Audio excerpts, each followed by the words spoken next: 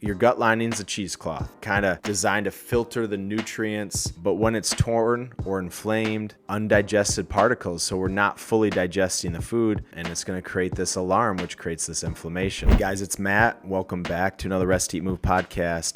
As we continue this digestive series that I'm putting together, this is episode 3 of that series. I recommend going back, listening to the mastication, which is about chewing. Everything begins right there in the mouth. Talking about the importance of that and slowing down.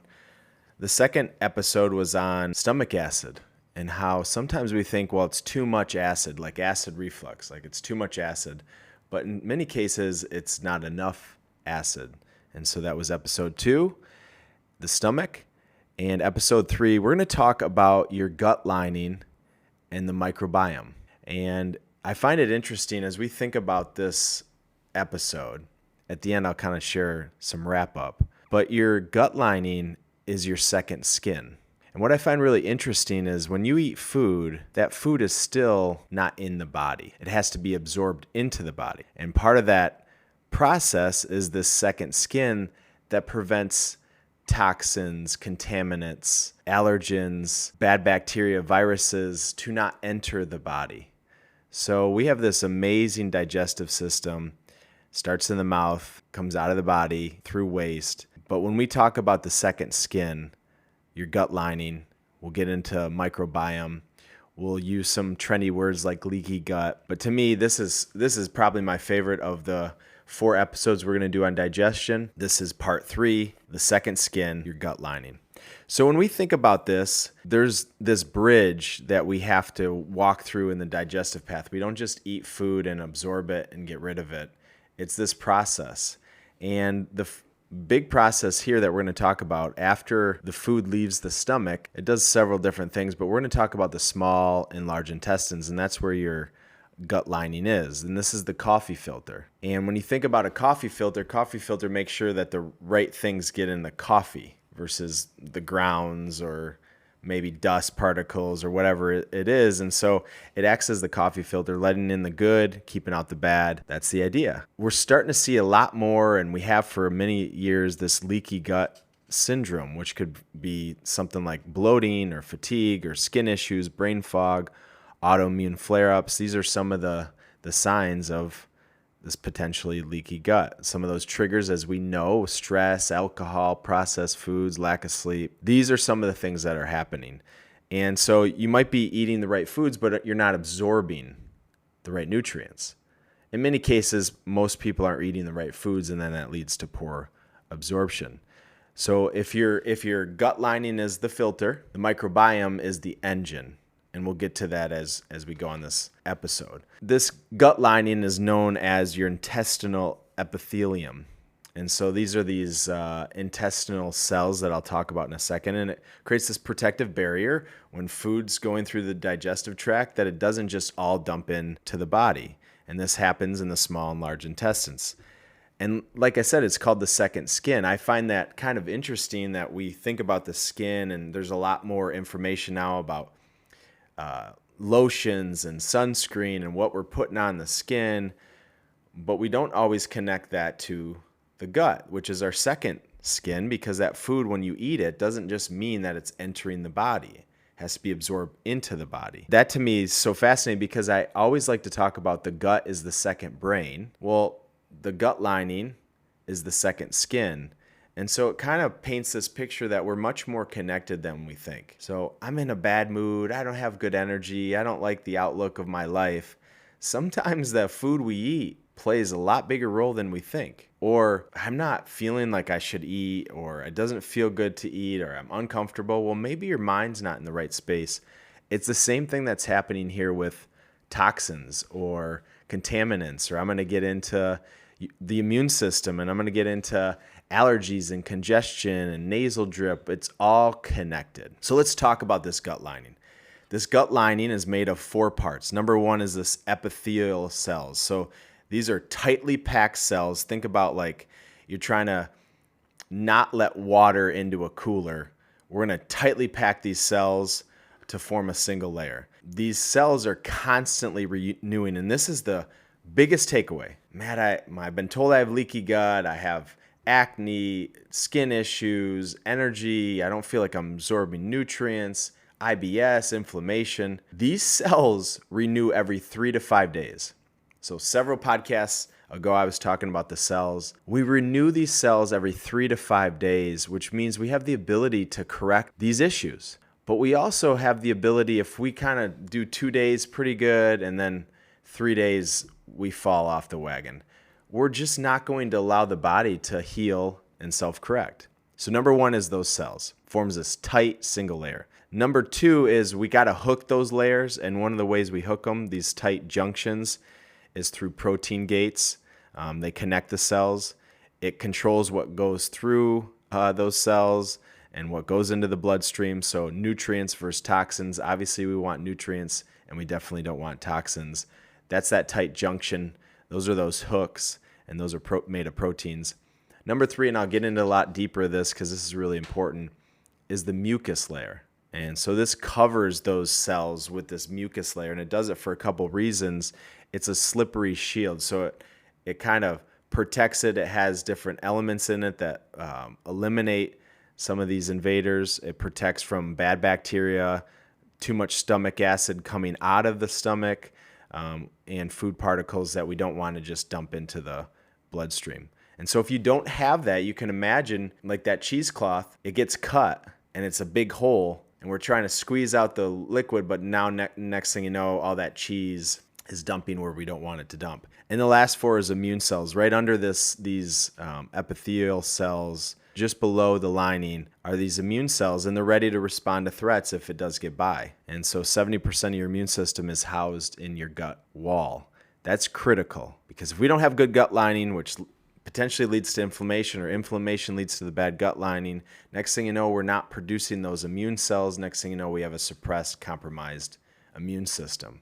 So what does it look like visually? Think about a soft pink velvet wall. You have these villi. So when I was in school, we learned about the gut villi, and so they're kind of these finger structures. They're not as big as fingers, but they're finger-like projections that increase the surface area. So think of it as they're smooth. It's just going too quickly.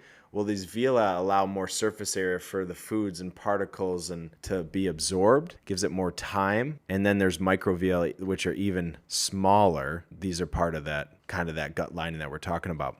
It's thin and delicate, but it's pretty complex and is very efficient. Our new office is 4,000 square feet. If you laid out your gut lining, it would be about 4,000 square feet. That's unbelievable. The microbiome is not gut lining, that's bacteria, and your gut lining it's not the same thing, but we're going to connect the dots. Think about the gut lining as the soil, think about it as the fence, and think about the microbiome as the plants, the worms, the bugs, and you need all of that to be in balance to have a good garden.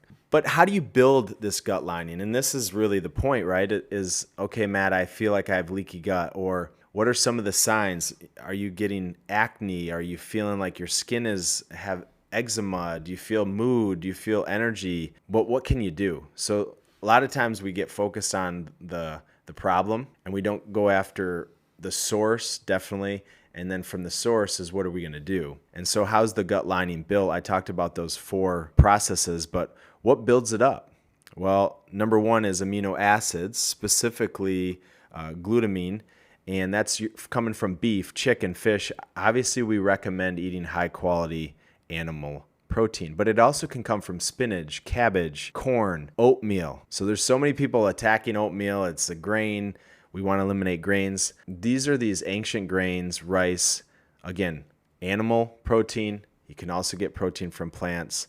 These amino acids help to fuel and repair those gut cells. Number 2, omega-3s, no surprise here. Omega-3s are always going to be at the scene when we're trying to reduce inflammation. So omega-3s are going to help reduce inflammation, which is going to kind of calm that digestive tract, allow it to do a lot more work. It's going to protect that cell wall. Pre and probiotics, fiber, these are the good bacteria. These also feed the good bacteria to protect that lining. The connection between that microbiome and gut lining is so powerful. Fermented foods, I do believe in consuming fermented foods, sauerkraut. I like pickles, high quality sauerkraut and pickles, and this supports that mucus layer. Zinc and vitamin A. So zinc helps to strengthen that joint So zinc's one of those things that helps strengthen that joint that controls what actually comes into the body. And then specifically why cod liver oil for those omega-3s is as rich in vitamin A and D. We talk about that. It's naturally occurring vitamin A and D. And this helps for that cell integrity and immune balance. And again, that's one of the reasons why we do what we do.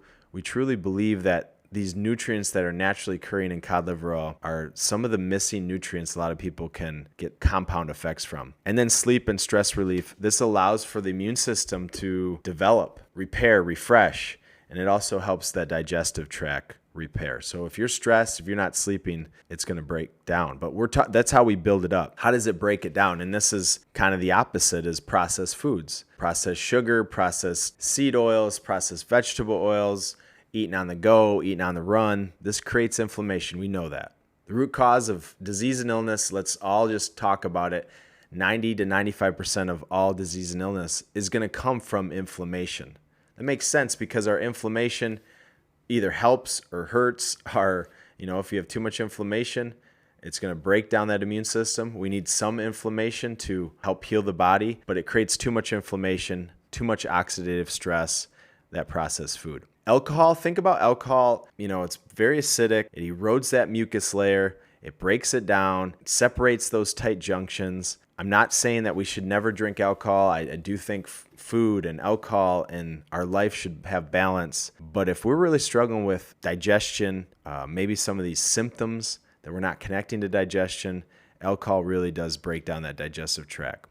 Chronic stress, that's going to elevate cortisol, going to suppress the immune system, not a good thing. This is a big one here. This is NSAIDs or ibuprofen, Tylenol, any of these anti-inflammatories. Now, not everything that's an NSAID is going to also be an anti-inflammatory, but think about any of these anti-inflammatories we're taking chronically for acute issues. So if you have a lower back issue and it just can't go away and you take maybe a little anti-inflammatory once or twice, not a big deal. But if you're popping anti-inflammatories every single day, this is going to damage that gut lining. And we see this all the time. How long have you been taking ibuprofen? Well, 3 to 5 years. Well, no wonder you're having digestive issues or other issues, or maybe you're leaching out some of these minerals that are right there in the digestive tract. So those things can break down the gut lining. Antibiotics, I think we're getting a little better understanding that we don't want to just take antibiotics now that everyone knows we need pre and probiotics. So taking an antibiotic is going to kill that good bacteria, which is going to really start to leave that gut exposed. Low stomach acid, we talked about in podcasts before, but this is going to allow that harmful bacteria. That's part of the stomach. It kills some of these harmful bacteria, and then they survive, and then they get into the small and large intestine, and then sleep deprivation. So kind of let's think about this as we were talking about it. Your gut lining is a cheesecloth, kind of designed to filter the nutrients, but when it's torn or inflamed, undigested particles, so we're not fully digesting the food, and toxins slip into the holes, and it's going to create this alarm, which creates this inflammation. And so that's what happens with leaky gut, is it's not tight, it's not secure, doesn't have the ingredients, the food's coming in too hot, too fast. It's going to cause an issue. We don't think about it a lot, but we hear about gut, we kind of hear about probiotics, but mucus. And so what is mucus? Mucus is this kind of this gel-like slippery substance made of water, mucin, which is the special protein in mucus, electrolytes, immune molecules, so it helps like antibiotics and enzymes in that digestive tract. But we produce mucus in the digestive tract. That's what we're talking about. But we also produce it in the lungs, the nose, the mouth, and the reproduction system. And so we think about this, and they're all connected. So if you start to trigger this mucus production, that's a great thing. We want to have healthy mucus production because it makes that slippery digestive tract. It's a protective barrier, and it prevents these harmful substances from entering the body. But it's a symbiotic relationship. It protects us, but you have to feed it. You have to let the production happen. And if you don't produce enough, you're going to get leaky gut. You're going to have bloating, you're going to have cramps, you're going to have sensitivities. The same thing that improves the gut lining that I talked about, omega-3s, fiber, amino acids, hydration, those are going to be big, important things. But if we don't have this mucus, we're going to be wide open for these exposures, and we want to eliminate those exposures. So that's importance of mucus. But as I was thinking, and I think I wouldn't do a service if I didn't talk about why do these omega-3s help with mucus? Like, give me a little bit behind the scenes. It helps it because if your gut has too much mucus, it's often a reaction of irritation. And that's a clue that we need to go deeper. And one of the things that your omega-3s are going to do is going to help reduce that inflammation. So we reduce inflammation. We don't have to overproduce mucus.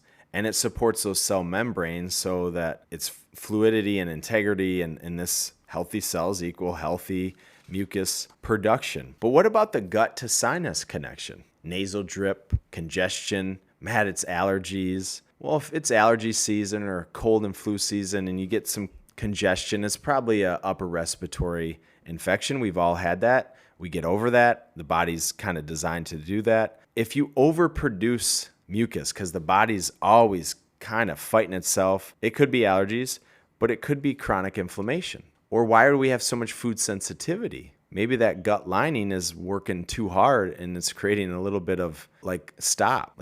I can't break these things down as fast as they're going in. And so your gut and your respiratory system share the same immune network. That's important to understand because let's just say your gut immune system is not working. Your respiratory immune system is going to be on high alert. And so many times I see people that are having allergies or nasal drip or congestion, and they keep coming back to, I can't figure it out. Maybe it's a gut issue. And that's why I'm spending a 4-part series on this. Your gut is so important. So leaky gut triggers the immune reaction everywhere. I don't know if I have leaky gut. Well, I've had this nasal drip for 24 months. Dysbiosis means that you have overproduction of bad bacteria. This increases the histamines in the body, the inflammation.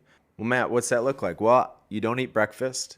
Maybe you're having too many energy drinks, too many caffeinated beverages. Maybe you're consuming foods that are super processed and start to feed that bad bacteria. And next thing you know, your histamines are out of balance because it increases this at the gut level. Food sensitivities. We know food sensitivities can cause postnasal drip, congestion, but I'd get to the root cause of how do we break down these foods a little bit better. And then, like I said, chronic inflammation elevates mucus. It creates this immune stress. Too much mucus doesn't always mean it's automatically poor gut health, but if you can reduce inflammation, the body starts to self-correct. Maybe we can go and get closer to the root cause. So if you have mucus and bloating and fatigue and brain fog and mood or all those things, we start listening to the body, the gut might be at the root. If it's just cold, flu, once in a while, it's probably an upper respiratory infection, and those things can happen. So if you're constantly blowing your nose, feeling stuffed up, waking up, your gut probably is at the scene of the crime, and we have to start paying attention to it. And so your microbiome, the trillions of bacteria in your gut, this plays a huge role in regulating your immune system. And so that gut lining with that microbiome, connection with the immune system, this is the secret thing that I think we're trying to learn more as a society. But at the end of the day, it's our action, it's our lifestyle, it's the choices we make. We can say it's genetics or it's the time of season, but we really do control what we put in our body because we control what we put in our mouth. And then the body, if you put the right things in the mouth, the body's going to control what goes into the body. And that's why the digestive system is so fascinating. It actually gives us a safety net. We can put the wrong things in, and it's actually kind of designed to make sure that it doesn't enter the body. And that's, to me, the gut lining, the microbiome, after we chew, enters the stomach, goes through the duodenum. I didn't talk about that much today. Then it goes in the small intestine, large intestine.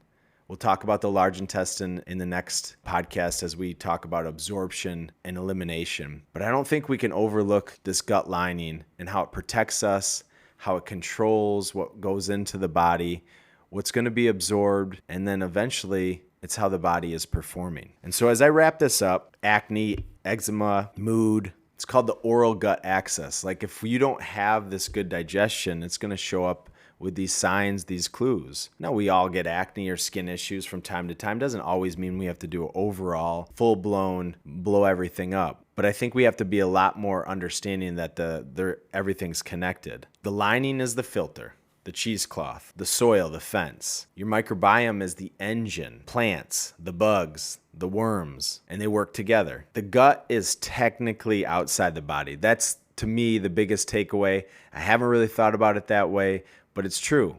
We understand the skin, it protects us. We can go swimming. Water isn't going to just go into our bloodstream. We have this protective, largest organ in the human body is the skin. Our second skin is the gut lining, and it controls what goes into the body. And we have so much toxin, so much garbage that we're exposed to and eat, and our food system's changing. And so it's more important than ever that we pay attention to this gut health or prevent things like leaky gut. Now, the great thing is if you feel like this is you, or you know somebody that's struggling with some of these symptoms or clues or cues, which we've all had at some level, a lot of people struggling with it chronically, we replace these epithelial cells, these gut lining cells, every 3 to 5 days. That means if we give it a week, 2 weeks, 3 weeks, a month, the body really can repair and recover. You give it a week, you start feeling a little bit better. Maybe the signs and symptoms and skin and IBS hasn't gone away. Leaky gut symptoms all together aren't going away, but then you're feeling better.